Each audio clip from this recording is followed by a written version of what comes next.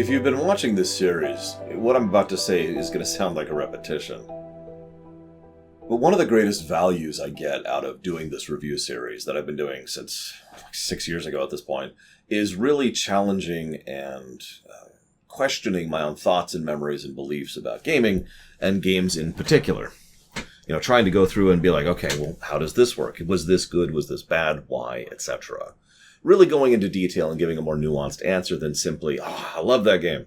Because sometimes I remember that correctly. You know, I remember loving Mega Man X1, and lo and behold, it's a great game. And I remember enjoying Mega Man X6, and lo and behold, it's not a great game. Mega Man 2 was a little surprising, but allow me to express I am really surprised by Mega Man 3. This one scored way higher than I thought it would. Something like a 40. I'm sorry, I'm a little distracted because I had to have an hour delay there while they fixed my living room situation. But the point is it scored substantially higher than I was expecting it to. I can actually look it up right here. Hang on just a second. Yeah, 29.61, which may not sound super impressive until you realize that puts it solidly at effectively a plus 30. And remember, anything above 0 is good. And that puts it at about 6th highest amongst all the Mega Man games we've covered so far, of all of them, of the X series, the Classic series, and the Zero series, and the ZXs. That is damned impressive. You're probably thinking, Lord, you're an idiot. Of course Mega Man 3 is a good game. That's not how I remembered it. When I was a kid, I'd play through the 8 stages, and then I'd lean up, hit the reset button, get back down, and I had a code memorized, and I just punch in that code, and I'm at Wily 1. How many of you used to do the same thing? I'm actually curious. There's a few people on stream who had gone through the same thing, or a few people who maybe you've done that sometimes, maybe you've done it several times, maybe it's your normal procedure like it was for me. Because I remembered those Doc Robot stages as just a nightmare hellscape of death and doom. I have so many bad memories of the Doc Robot stages. So I just skipped over them. Now this time, obviously, I don't have that luxury. I have to actually go through the whole game. This is a review. So I go through the whole game, and the Doc Robot stages weren't good. But they weren't that bad either. In fact, honestly, Needleman was one of the only actual bad Doc Robot stages, and almost that is entirely due to the pit section, which has several design flaws with it, not the least of which being the fact that it's possible to literally soft-lock yourself there, because that's the checkpoint, the mid-mission checkpoint for the stage. And if you die at any point after that, you have to go back, and you have to use Rush Jut to pass this. And if you're using the jumping trick, you will run out of weapon energy, and those weapon energy pickups do not respawn. So you can literally reach a position where you have no weapon energy left, or only enough to get part of the way across, and you've already taken the weapon energies through, so you're dead. You have to start the stage over. Have fun. So that isn't super awesome. But even the Sparkman stage, which I remembered the worst, isn't actually terrible, although its mid-mission checkpoint is also badly designed. In that case, you have to beat the boss, then go through an instant death spike pit in order to get to the mid-mission checkpoint. And I assure you, I am probably not the only person who was like, oh, thank God I beat the boss. All right, and died, and start over at the beginning of the whole stage. So that sucked. But here's the thing. Even that stage wasn't as bad as I thought it was. Now, granted, how do I phrase this so it doesn't sound like bragging? I am less bad at video games than I was as a kid. We'll go with that. Because I actually make it a point to practice and do better at them. I mean, I do the Mega Man challenges for fun nowadays. Eight boss buster only, or don't get hit challenges, or just the little things in the collection where you go and you have to do a specific section, or you have to do it in a certain time. I have put effort and thought into being better, at least at Mega Man games. As my friend Pax said, there is a video game you're good at. Just the one. But nevertheless, going through, even ignoring how difficult or irritating they were, even just analyzing it, most of the stages are just bland. So that's why Mega Man 3 is worse than Mega Man 2, because even though it has some really cool ideas, the very concept of Rush is a very logical progression of the item concept, which credit to that goes to Akira Kitamura, who was the director of Mega Man 2, and did some work on Mega Man 1, obviously, and left the project in mid-stride, but as Inafune was desperately seeking some kind of help, because Inafune was a character artist who'd never directed a game before, he was like, oh god, what do I do? And he's like, turn the items into a dog. And he's like, okay, cool. And so we have Rush, so thank you for that. And even though we have some really cool, like I do like the idea of the middle refights. This is something that would become the norm. We have the Cossack stages, then the Wily stages, then we have Proto-Man stages and the Wily stages. That kind of formula would continue going forwards. And I do like the overall approach to it. It adds some nice breather section and a build up to the actual final stages. I'm with it. The issue is it's super unfinished. Some of these stages, it's more obvious than others. In fact, I believe Shadow Man, Snake Man, and there was one other one I can't remember all of a sudden. Sparkman, the original Sparkman. These stages, I think it was Sparkman. Let me double check myself before I say that. These stages were substantially more, for lack of a better way to put it, designed than the other stages. Oh yeah, Magnet Man. That's the other one. Sorry, it wasn't Sparkman. It was Magnet Man. So Shadow Man, Magnet Man, and Snake Man stage are the ones that are clearly the most designed. Note that doesn't mean I'm saying they're the best, but it's clear that effort was put into them. Some of the other stages are substantially less designed, like Top Man stage, which in addition to having nothing to do with Top Man, also just kind of is really bland. It's just kind of straight platforming. In fact, in some cases, it's not platforming. And then you fight an enemy, which there's not even any, there's no challenge to it. There's no design to it. It's just there's an enemy. And then you do another straight platforming section, and then there's another straight enemy, and then you're at the boss, and it's like, what? Now, that makes sense. After all, so whether this is true or not is up to you to interpretation. This is an interview answer. But apparently while they were working on it, someone literally tripped over a cord, which kind of pulled the plug on it. And either they didn't have the files saved or they were in the middle of working on it and the saves got corrupted. But either way, they lost all their work on Top Man stage. So they had to start over fresh. And isn't that just Mega Man 3 in a nutshell? Everything went wrong with this game in terms of production cycle. They spent almost a full year not doing anything. After the smash hit of Mega Man 2, they were like, all right, we're good. And they weren't working on Mega Man 3. Now, they did do the Robot Master contest. And of course they did. They do that at least until Mega Man 8, to my knowledge. I think it's the last one they did that for. I could be wrong. Maybe they did it for 9 and 10. But I know all the way up to Mega Man 8, that was a regular thing that Capcom would do, is, hey, send in your Robot Master designs and we'll pick some, right? So that's cool. I do like that, by the way. But then we have that, so they were doing that, but that's it. Nothing else. And then a year later, they're like, oh crap, we need a new Mega Man game. Go, make a new Mega Man game. I'm like, okay, we'll make a new Mega Man game. All right, cool. So Akira Kitamura is put in charge of the project, and then he leaves. By the way, he's the guy who created Rock, the original character, so more credit to that one. So it's like, okay, that's cool. We'll bring in this other guy, Masahito Kurokawa, who is actually something of a vet as far as game design at that point. Great, we brought in one of our vets, it's cool. Accounts vary, but something wasn't gelling there, so he ended up quitting the project. This is when Inafune actually officially took over as game director. And I remind you, he'd never done that before. So he's just like, ugh. And they've got a deadline looming. And they've lost the files. They brought in a really excellent composer. And then she got pregnant. And so she went on maternity leave. Okay. And it was just thing after thing after thing kept getting in the way of everything they were trying to do. It was just this cursed production. They lost the Top Man thing. Breakman was apparent. I didn't actually know this until I was doing research for this video and for this stream. Apparently, Breakman was actually supposed to be a completely separate character from Proto-Man. They always intended the two. But because they were so low on production time, Breakman was literally just a reskin of Proto-Man. And as a direct consequence of that, they kind of later went back and was like, yeah, no, Breakman was just Proto-Man. He was testing his brother. Yeah, that's what was going on. Wink, wink. I have no idea what the original Breakman thing was going to be, but I do know there were supposed to be cutscenes. Now, these are NES cutscenes, but still, as we've discussed before in Mega Man 2, and as will be relevant in future ones, you can still do cutscenes in an NES format. You just have to make them fairly simple, but invocative through visual storytelling. For example, one of those cutscenes is still in the game. When you go through that was weird. When you go through Gemini Man stage, and you land there, and he just stares at you for a moment, and then he warps off, and then the hole opens up and you can protect the stage. That's the kind of cutscenes. And there's supposed to be kind of a progression of how those cutscenes advance, and there's supposed to be like a little side story that they told, culminating in the battle with Breakman. Probably something to do with, Doc Robot, because we have no idea what's going on with him either. But that's the only one that's actually retained in the game. Otherwise, it's just, here's some random mini-bosses and periodic stages, because they just didn't have the time and didn't have the anything, because this was a very troubled production, which is very rushed, which was put together by some people who didn't actually have any idea what they were doing. Which says a lot for how good this game is, by the way. It is legitimately astonishing how good this job is.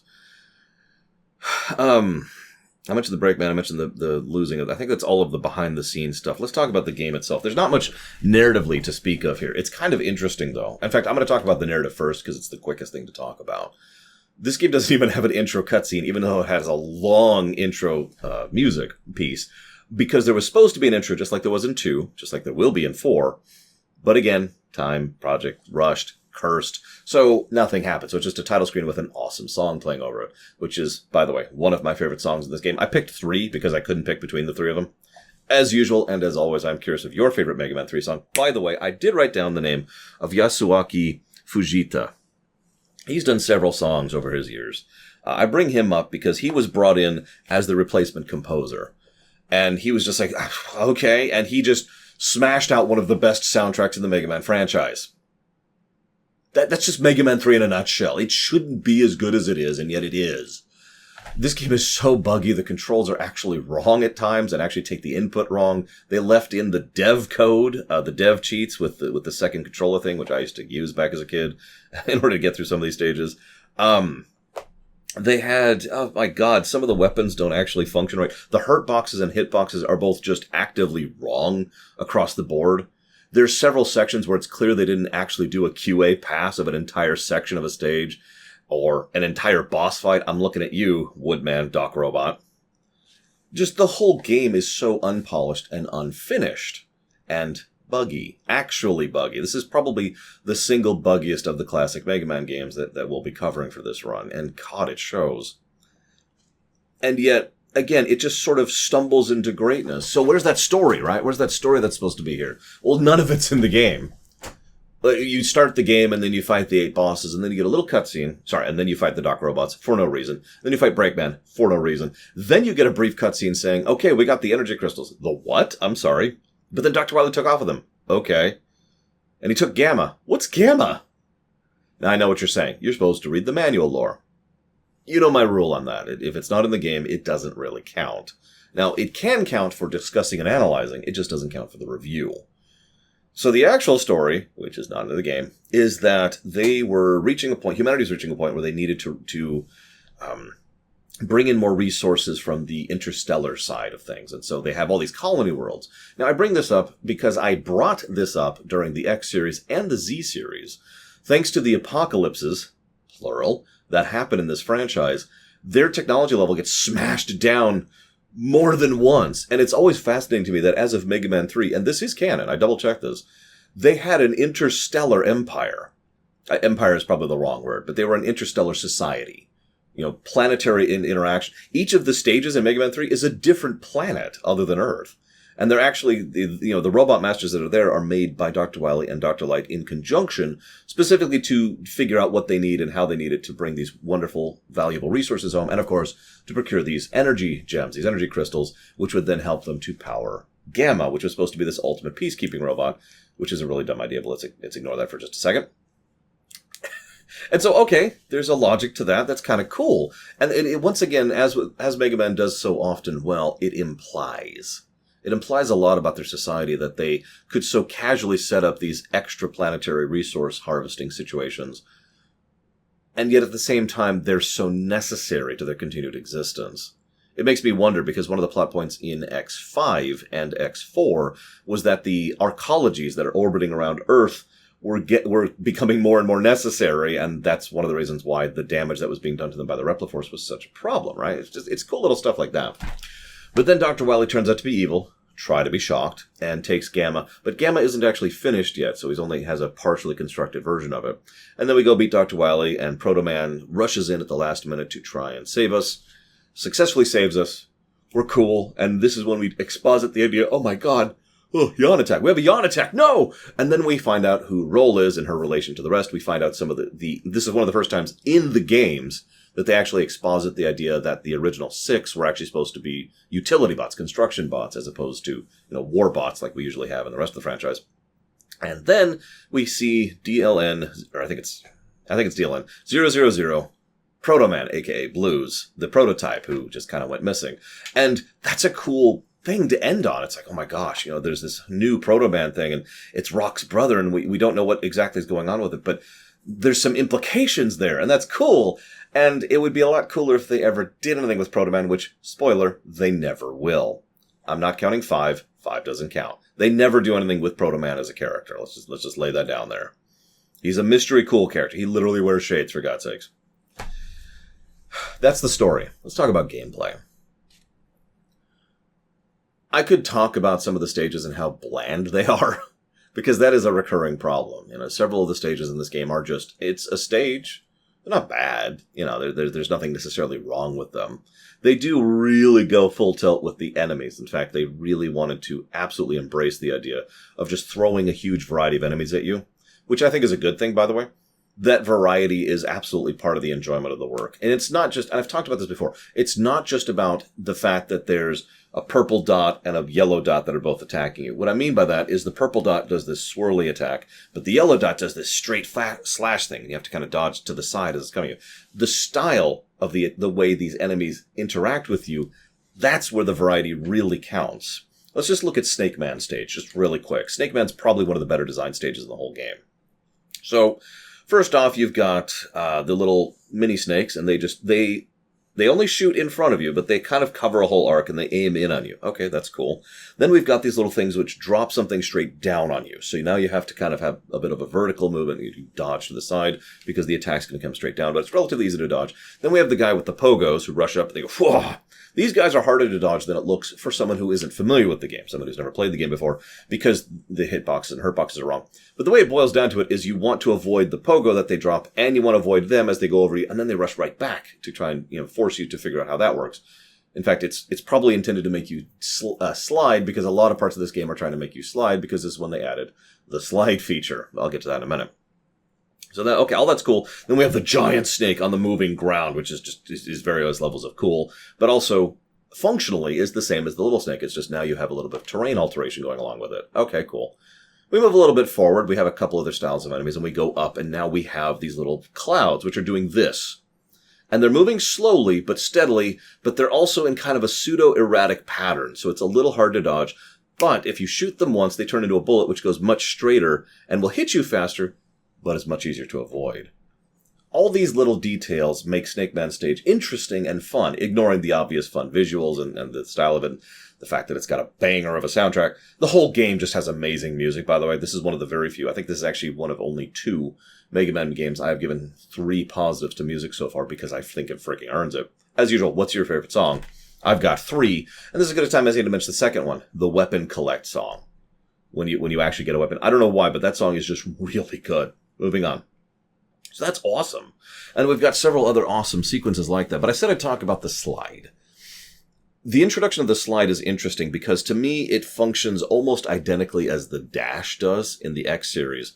Obviously it isn't literally, because the dash can mutate your jump and therefore make your jump different and change your arcs and blah, blah, blah. But ignoring the jumping thing, it's a way to move forward quicker, it's a way to get under stuff, and it does add a little bit of tempo, pace, and more tools into the hands of the player while they're playing the game. And I'm pretty much always in favor of that kind of a thing. And I do think the slide was a good addition to the series, in my opinion.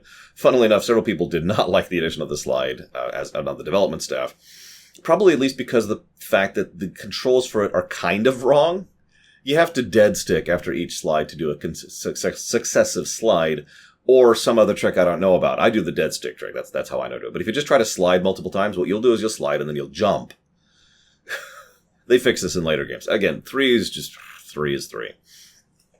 But then we have, so we go through the stages, we have the slide, we have the weapons. The weapons are usually great, right? No, the weapons suck. This is the first, I think it's the first. It's one of the first Mega Man games that we have given an actual negative to for the weapon design. Let's run through this, shall we? First of all, we have the magnet missiles. The magnet missiles are awesome. They are a fast-paced, decently hitting thing, which you have a decent amount of ammo of, and they will home up or down. So they shoot straight out, and then they'll home up to the next enemy. That is great utility and allows a great style of verticality to your shots. So you can shoot up or down, while at the same time not just being a straight up homing in thing or just giving you direct control. Still cool. Still awesome. That's 1 of 8. After that, we have the Shadow Blades. Now, the Shadow Blades are almost assuredly a direct reaction to the Metal Blades. The Shadow Blades function the same way. You can shoot them in the directions, cool. But they don't have the range. They only go out a little bit, and then they come back, and they don't do anywhere near as much damage. They don't have quite the same hurt box, and you do have a lot of shots of them, but you don't have nearly as many as you did of Metal Man. So they're just worse Metal Blades in every way. Cool.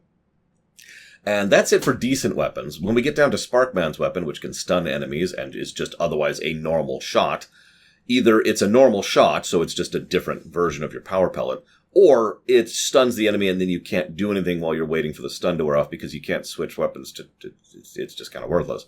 So that sucks. Then there's the Hardman missile.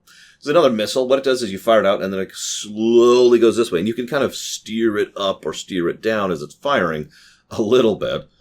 But it's this nice, big, slow, terrible missile, which is only really useful for when it's a boss weakness. So that sucks. Then we have the Search Snakes, which hypothetically could have been very cool if the enemy design and the terrain design supported it. Search Snakes, you pop it out just as this tiny little hop, and then it gets on the ground, and it gets snug on the ground, it goes forward and is supposed to search forward. It doesn't always work because of terrain issues, and again, the terrain and the enemies don't really useful. Like, there's this one great section, I even made fun of myself on camera for this, because there's this great part where there's this enemy up here, right on a ledge, and I need to go up this ledge. I'm like, hey, Search Snakes, right? Dink! Because it does no damage to him. Yeah. Then, hang on. I'm trying to run through my head. What am I missing? I'm missing something. Oh, Needleman, right. Needleman is boring. It's literally just another pellet shot. It's just you shoot a needle which does 2 damage instead of the pellet shot which does 1 damage. That's it. It's Buster Shot 2.0. Okay. Gemini Laser is probably the worst weapon in the game, kind of. Because Gemini Laser, what it does is you shoot straight in front of you. That's problem number 1. You can only shoot it straight to start with. Then it bounces. Now that's cool, the ricochet shots. In fact, you can pull some fun ricochet shots with it. If you could have aimed it initially to actually bank your initial ricochet shots, that might help. The real problem with the Gemini Laser is you can only have one on the screen at the time, and you can't pause while you have an active weapon on the screen. Now that was true in Mega Man 2 as well. It just never really came up except during the Boo Beams fight. So you can't pause. So you can't heal, and you can't switch weapons. So you're just sitting there waiting for the beam to finish running out or actually hit someone before you can actually, do anything. Okay. But no, the actual worst weapon in the game, we all know it, is Topspin. Now, this is funny. I didn't know this until I was doing research for this particular stream and this particular rumination. Topspin was supposed to make you invulnerable while you use it. Just like Top Man does. When he spins, he is invincible. He cannot be damaged, and he runs over and he hits you. Or you jump over him. You don't have to jump over. It's up to you. That would make that weapon substantially better. But the other problem is a lot of enemies are actually immune to Topspin. So these 2 problems make Topspin terrible. Because what happens is while you're Topspinning, every frame that you are interacting with something that has collision with you, you drain weapon energy to try and do a hit to it. What this means is anything weak to Topspin gets absolutely destroyed instantly, see the final boss, or Shadow Man, or does absolutely nothing because they're not weak to it or they don't do much. And you drain your energy and you're done. That's it. And of course, because you have to literally run into enemies to do this, you take damage from it because collision damage exists in the Mega Man series. So, you see the problems here. Between the every frame thing, which is just kind of an addendum, the lack of invulnerability, and the fact that, it doesn't do much unless you are specifically fighting an enemy weak to it, it's completely worthless, other than the fact that it's the way to kill Shadow Man quickly. That's the way to kill the final boss quickly. That's it. Yes, I know there are a couple other bosses that have it as a secondary weakness, which is something I should mention in a positive sense. One of the things they do well in this game, and I did give a positive for it, is that the bosses each have 2 weaknesses. Sometimes 3, sometimes 4. You can actually look at the boss values and see, this thing takes 7 damage from this, 7 damage from this, 4 damage from this, 3 damage from this, 2, etc., etc., etc. Actually, there's no 3s. There's a bunch of 7s, bunch of 4s, and a whole lot of 2s, and then a whole lot of 1s. That's the damage value. Except for Sparkman, who takes, I think it's 14 damage or 16 damage, some absolutely ludicrous amount of damage from Sparkman's weapon, because we... Sure. I should have shown that off on camera, and I didn't, and that's my fault, I forgot to. But that is nice. It means you don't have to follow the weakness, which is something that the series is going to kind of drift in and out of as we go through it. There's a couple other things I could discuss as far as nitty-gritty details, but you probably want to hear about the Doc Robot stages. Laura, you said they weren't that terrible. Well, I already kind of elucidated upon why the Needleman stage was so terrible. But the other ones, even though there's some nonsense in terms of some of the checkpoint designs, and it's very clear that they didn't get a quality assurance pass, the fact of the matter is they're just kind of there for the most part. There's nothing really bad about them, with the possible exception of a section across Shadowman's refight, which I actually rather enjoyed, where you have to hop across the platforms. And the cool thing about these platforms is they break out from under you, so you plummet to your death. That's not the cool part. The cool part is very quickly, like less than a second, they go right back to being formed. And so, believe it or not, this adds something that I've always felt is very important to a platformer or game design in general. Recovery. It allows you to, if you screw up, be like, well, and try to cover back up if there's something below that. If there's not, then you just die and you're just dead. But still, it's something, and it's certainly better than, I don't know, those platforms in Bubble Man stage, for example. And of course, then there's the refights with the Doc Robots, which I'll admit it was kind of cool to see the Mega Man 2 bosses back. I will admit that. I wish it had a little bit more time and effort put into smoothing it out, because, well, again, the hitbox and hurtbox problem is very severe. The two most obvious are Woodman and Airman, both of which hit you when they probably shouldn't. And the Woodman fight is especially egregious because of how gigantic the Leaf Shield is, because they scaled it up to accommodate the larger box for Doc Robot. So someone didn't go back and replay through that, is what I'm trying to say. And that's the whole game in a nutshell. Good ideas with surprisingly good execution, despite the fact that they had so many issues. This is a very flawed game, don't mistake me. But I still would absolutely recommend giving it a playthrough if you haven't. I hope you've enjoyed my thoughts on this one. Hopefully later today we'll be playing Mega Man 4. I'm not sure I'm going to have time, because I just lost like 2 hours of my life to the apartment people, but we'll see. Next time. I need to come up with a thing. I need to come up with a standardized thing. Should I just grab my shark over here? Is that what I had to do? Just be like, oh my god, and there's a shark attacking me! Whoa!